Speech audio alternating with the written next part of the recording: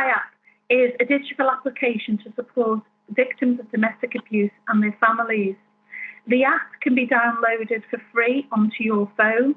If you work for Revenue and Customs, they have asked that we make this statement. They don't want you to download it onto their work, either phones or onto your Process or Surface Pro, whichever way around you say it. So please don't do that. Download it onto either your own telephones or onto your own PCs. The information that we're going to give you here today has been provided by the multi-agencies who put this Bright Sky app together. It's not produced by PCS. However, when our Regional Women's Network became aware of the Bright Sky app, they wanted to make sure that we spread the word as far as we could in relation to saving people's lives. And it's become quite apparent since we adopted this in February, and having some foresight, we didn't know the pandemic was going to happen, but we've been circulating this app far and wide. And some government departments, like the Valuation Office, like the Ministry of Defence, like NHS pensions, have now changed their policy to include the Bright Sky app within their policy and their procedure, because they recognise what a useful tool and resource it is to supporting members in work.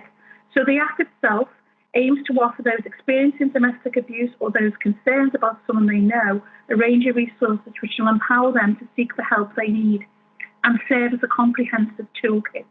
And that is a really good way to describe this, because everything is at your fingertips. So as we go through, we'll find out more and more about the app, and in terms of the development, and also in terms of its functionality and the resource information that you can find on the app. The idea for the app was born in 2015 when Hestia Parliament launched the app. This app is being amended and adapted as we go, and every 3 months the information on the app is updated. The presentation on the screen is slightly different to mine. I think it's Anne's, it's still I can see on the screen. But when you first had a look at it, or if you are looking at it now, we want you to set the covert mode, which is a really important mode on the app itself, because it's an app within an app, which gives you confidentiality, but also in terms of protect somebody if a perpetrator takes your phone and is looking at what you're looking at and has that sort of coercive control. So by setting the covert mode, the screen that you can see with the 9C on, it comes up as if it's a weather map. And if you slide across, all it will bring up all the time is images of different areas, regional temperatures and weather forecasts, which is actually very clever. And that's why it's called Bright Sky. But behind that then, if you hold your finger on the 9C, to the page behind, which is the app itself. And this is really important because it gives people some confidence in terms of somebody not getting hold of the phone that could actually bring concerns and problems. The app itself, the functionality, as I say, is being adapted. And as we go at the moment, there are several different languages that it is in. So obviously English, Polish, Punjabi, Urdu, but it's being developed into Welsh language and other language as we go. And they keep adapting to it based on the multi-agencies representation from minority ethnic groups who recognise the need for this resource, and where their members don't have English as their second language. So it's really important that the app is accessible to all, and it's more engaging and far-reaching, and that's why they're adapting it so that it is written in many languages. However, in saying that, they use imagery in that app, which I think is really effective, because on every page, excuse me, as we go through, it actually does have icons which are showing you the images of like a telephone handset, which call 999. And if you press that number, it will take you immediately to a secure line where the police are alerted to the fact, without you saying anything. You may cough or make some other signal that you are in trouble, and they will obviously get some help to you.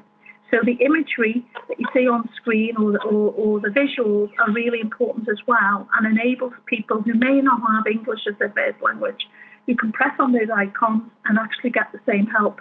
But the app has been adapted and more languages are going to be added to it. As I say, every 3 months, it's updated, the app, in terms of its functionality, and new functions appear on there, and obviously new languages as well. So moving on then, as I say, it has many pathways. One of the pathways is if it's you yourself that needs to get advice. And then another pathway that you can click, as the screen shows, is you can get advice for somebody else. Now, what's really, really important is that if you click on get advice for yourself, and hypothetically you just sort of test it, you are taken into a plethora of resources, like a journal, where there's questions and it's scenarios, it's asking you. And at the end of it, it makes recommendations.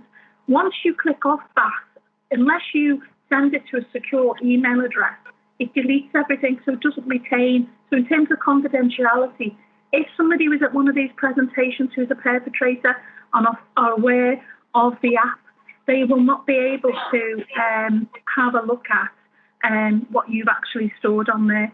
So it's really important that we actually ensure that people feel confident in its use, and while security measures, as I say, it's kite marked by the police and the Home Office security system. So the app itself is very secure, as it can be, as any piece of technology can be. But this is even more secure because of secure things that the police use and the Home Office to ensure their data is protected. Now we're moving on to it's a risk assessment tool. So what you see on screen now are some of the questions you would get in the journal, the questionnaire you would complete, which is asking you, has your partner, physically attacked you, abused you, mental distress, any of those things, and you click yes and no. And as you go through each of the areas on the app, it's asking you a series of questions if this is about you. So the tool has been inspired as a risk assessment currently used by domestic violence specialist sector and the police. It recommends for you to look for specialist support services if you believe you could be victims. The beauty of the app, as you will see as we go on, actually provides a profile of all the agencies in your regional area that can actually help and support. So it's not like you then have to go looking up on the internet and trying to search, which again places you at risk if your partner is quite coercive and watches what you do.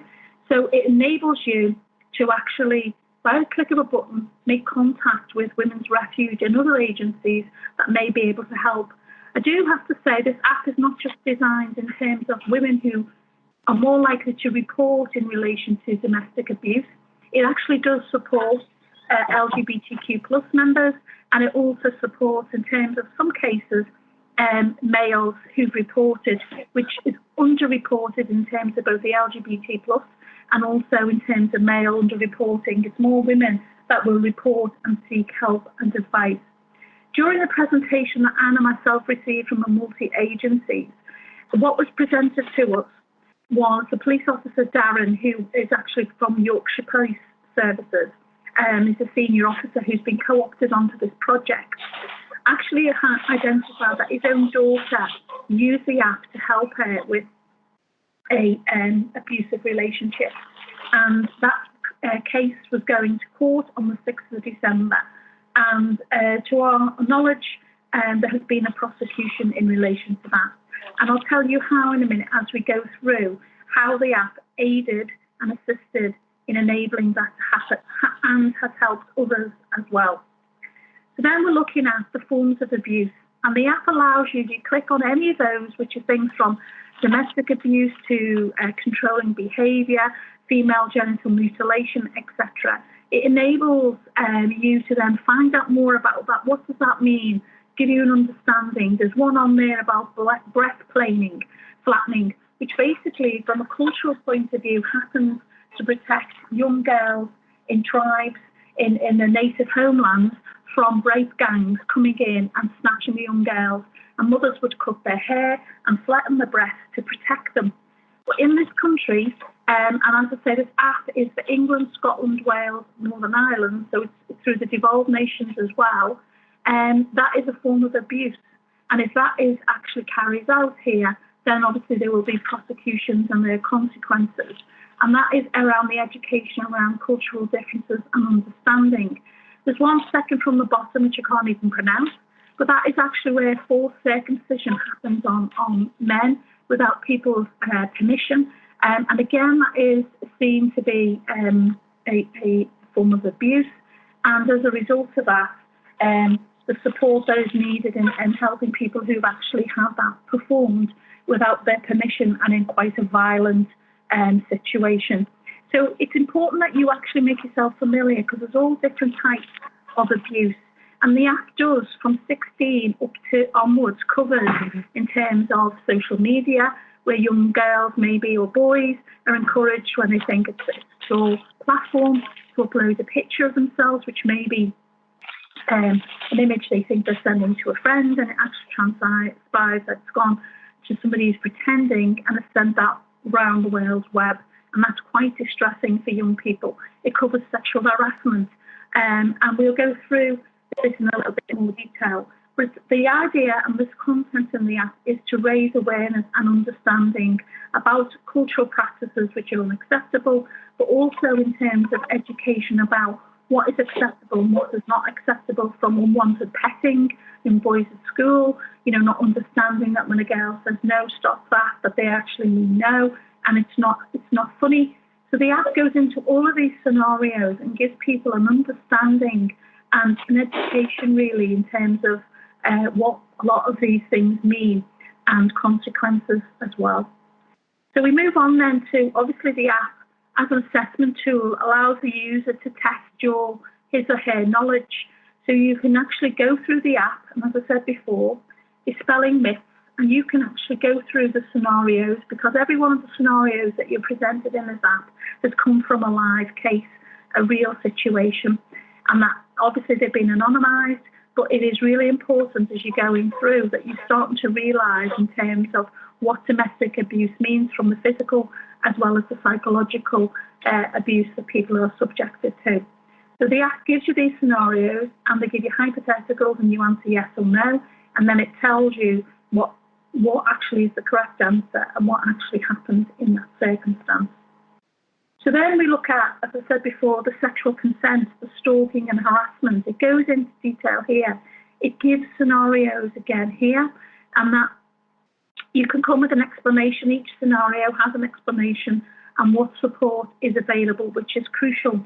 And it portrays a range of individuals of different ages, genders, race and ethnicity. So it's an inclusive app for everybody, as I say, from the language to the imagery to the scenarios, that it is inclusive of our diverse society rather than just to a particular minority group or a particular gender. There's an intersectionality element to this app as well. And then as we go through further, we've got online safety guide. This is really important, as we know, in our day jobs and in terms of GDPR and in terms of security. A lot of people will be thinking, well, I don't put anything on there because my partner or he looks at my phone or she looks at my phone, and I'm concerned that they may see and be party to what I'm actually doing. So as I said before, the app provides guidance in terms of the safety and in terms of also using social media platforms, and it gives safety tips to protect us so that you will not make mistakes in terms of leaving it open or that somebody can access it, because as I say, once you close the app, the data is taken off that you put on there unless that you've sent it on to your secure email address, which is not an email address you use in your everyday life. You would create one, because that is then where it stores the evidence, which can then be used for a prosecution. And when we go through this, it talks about the journal. So the journal, as it says on screen, allows you to store that evidence. So that could be from photographs to videos to text to voice, gives you audio elements that can record, so you're able to record when you're being threatened or you've taken pictures of actually you've been bruised and injured. And also maybe you leave it on to record what's actually happening in the room at the time. So it's a really useful tool. But once you set your email up and it asks you for your confidential email address and you create a new one that nobody else knows except you, it's not one that you would use for any other purpose. As soon as then you put anything on it, it immediately sends it to that email address so that you are protected, so that you can build your evidence, because if you take a prosecution, it's not very pleasant, and obviously there will be, you're cross-examined and the evidence that's looked at, sometimes it comes down to your word against your ex-partners. But if you've got tangible evidence, it will enable to give the whole view of what's actually been happening and inform in terms of potentially a prosecution. So it's really important. So the content is sent directly to the user's chosen email address. I can't emphasize that enough. But no content saved on the device. Users are advised to create a new email address so that no one else knows what it is. You create it in to protect yourself, and you're able then to store it.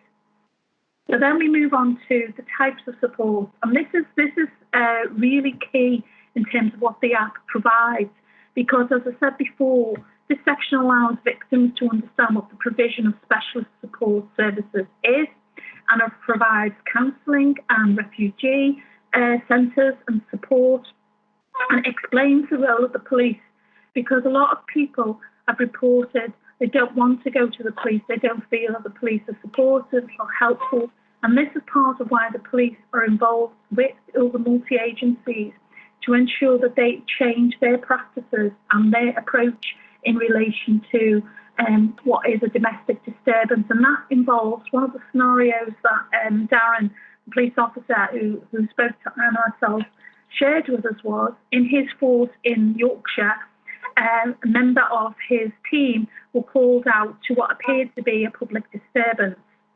And they went about their business and they addressed the disturbance and left. That night, one of those men died. It was a domestic abuse situation. And he said that haunts him because he'd been doing the training and raising awareness, and he realised that they had to change. They had to change because there was this one-dimensional view that domestic abuse is only from a heterosexual perspective.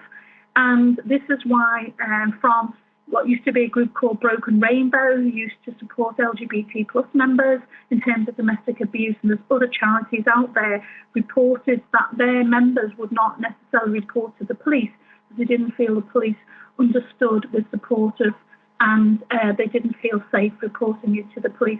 And similarly, in terms of minority ethnic members as well have reported the same because they're fearful, they're frightened. And so it's about trying to educate everybody about how we can support each other to address what, through COVID-19, has become even more clear that the services are underfunded because they're doing fantastic work. When refugees are reporting that they've had a 500% increase in calls in one day, that's just one agency they're supporting in terms of domestic abuse. And Priti Patel is telling the world basically that they are putting money into a hashtag saying you are not alone. But yes, I have not seen any that on billboards evidence that you are not alone, and into services to help the agencies. What I'm hearing from the groups that I work with and support, that they're underfunded and they need more help because more people are looking for their services to enable them to be safe and to get away from very dangerous situations. So it's really important that we all work together, but it's to understand the type of support and how we can actually help. The app's very good in that. The app also provides like a national directory, and as you can see as we've been going through, the app has images on the bottom, and on every page there is an image of a telephone, a handset, and if you press that, immediately it collects you to the police. But also on the national directory or regional, wherever you live, whichever one of those boxes that you fill in, immediately brings up every service in your area that can help you in relation to domestic abuse. So it's at your fingertips. So you don't have to go searching on the internet. You don't have to go asking anybody.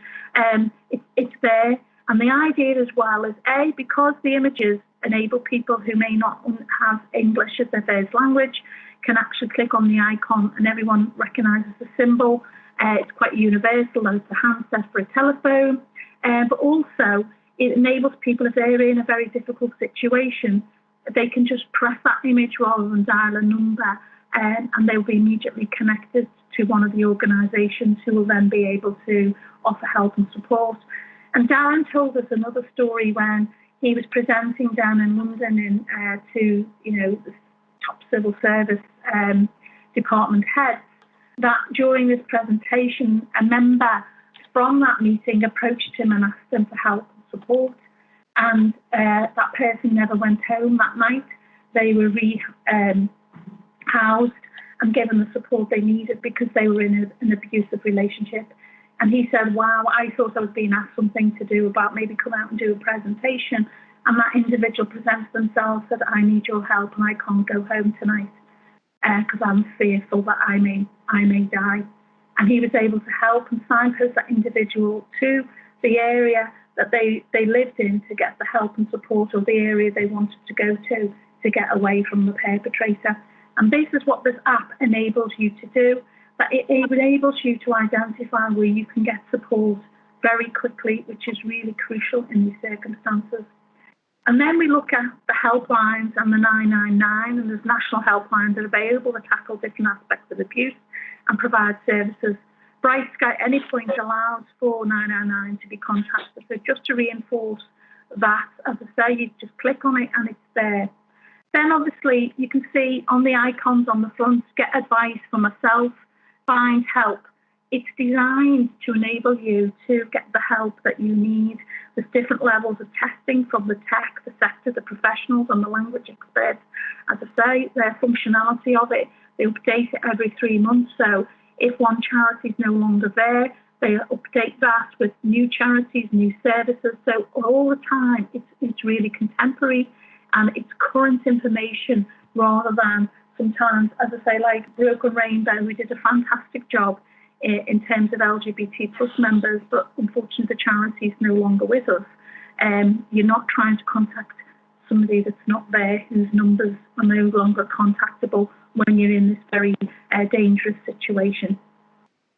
So the tool itself, we want to promote it, and the North West Regional Women's Network that really, as I said at the start, passionate about making sure that we spread this far and wide. And obviously with the pandemic and through support with Anne Ainsworth, who's our Regional Learning Officer, we decided to come onto the virtual platform so that we could continue that work instead of leaflets and information going out to branches telling them this is what's happening. We're using the virtual platform, and we've had really a good uptake in terms of the amount of people that are coming on wanting to hear this presentation and participate. And people have actually said, we've had feedback that it has actually helped people in very difficult situations. And we also had, responses back from employers, as I say, Valuation Office, the Ministry of Defence, the NHS pensions, they've changed their policy. And employers, that some individuals during the pandemic, when they could have been at home and thinking that they could have been safe away from the virus, chose to go to work because work was safer than being in home with the perpetrator. And these are the choices that people have been having to make during the pandemic because their home isn't a safe place, and being locked down actually exacerbated the situation and the beatings and the unwanted verbal and physical abuse that people are being subjected to. So promoting the app is done through several methods, through media surges, through, it looks like Tesco spelt wrong, but it's not, Tech SOS to the police force, which I said is like the secure systems that the Home Office use and the police use to protect the data as much as possible. Agencies featured in the app, as I said, all the multi-agencies that are fed in to give us the information, and that the UK say no more in relation to domestic abuse, but this is something that the government has to address because the inequality is shocking in terms of the under-resourcing of services. And you were looking at the real results during the 3 months of the pandemic. the numbers have risen to unacceptable heights. And this is due to, the need for people to get out of their situation very quickly. They can't take any more. We have had reports that some people, unfortunately, through the charities, have died as a result of lockdown. And what we want to ensure is for our members and their families that we actually share this, because you could share this app with one person and you may not know, but that could actually save a life because who they pass it on to. So we see this as a really important resource that's not been produced before. It's been actually a work in progress since 2015. So you can see 5 years. It keeps getting adapted and developed so that we can actually provide a resource to people, whether that's a rep in the workplace, whether it's a friend, whether that's with your community member in terms of the church or social activities that you do, from sports or whatever. You may find out that somebody, or you suspect that somebody is in need of knowing about this app. And our message is to spread it far and wide, because, as I say, it is an app that is in the devolved nations as well as in England, and in Ireland they actually have a similar app, but obviously with the Vodafone it's a different connection because it's international. But this is actually not just contained to the United Kingdom, but it is actually rippling into Europe because of the services that it can provide and the support at people's fingertips, because most people, not all, but most people do have access to a mobile phone, or an iPad or another form of tech that they can use that could save lives. So this is the presentation, and the main idea of today is that you actually look at the app, practice with it. Go on, as I say, it won't retain any of your information unless you set up your secure email, and then it will send it to there, but it cleanses the app. And it gives you the opportunity to take more time, because there's a huge amount of information on this app. It would take too long to go through every single part of it. But the purpose of today is this awareness, and for you to take it away and to share it. I've shared it with loads of people. I know Anne has. And as we say, if we've saved one life by doing so, then we've been successful in terms of trying to help people who are the most vulnerable at a time of their need by having this app. The other services are crucial. It's not just the app on its own. It is very much multifaceted in terms of it gives you that connection to the right organisation who can then support you working with the police and hopefully get a prosecution. But it is actually a very equality proofed in the sense that it isn't just specifically from a heterosexual perspective. It is actually covering same-sex members, and to a minority of who report, it is actually talking in terms of men who have reported that they have been victims or survivors of domestic abuse. The mental abuse side as well, and that coercion, where there may not be signs of physical attack, but people have reported in terms of the mental distress they're subjected to, that their self-worth is removed, that they're not allowed to look after their own finances, that they're constantly being cut down, that they're in a state of heightened anxiety, and that they feel that they can't get out of the situation. And this is what COVID-19 has actually done, because in some situations, people can't leave because of the financial, because they may be dependent on another person in that household who earns more. And if they've been furloughed, or even if they've been they were in precarious work and finished up with no compensation, they are remaining in relationships or in households that could ultimately end in their death. And what we're saying is there is support out there, and through this app, people can avail of that support, and hopefully that they will be able to leave that violent relationship and be safe and well.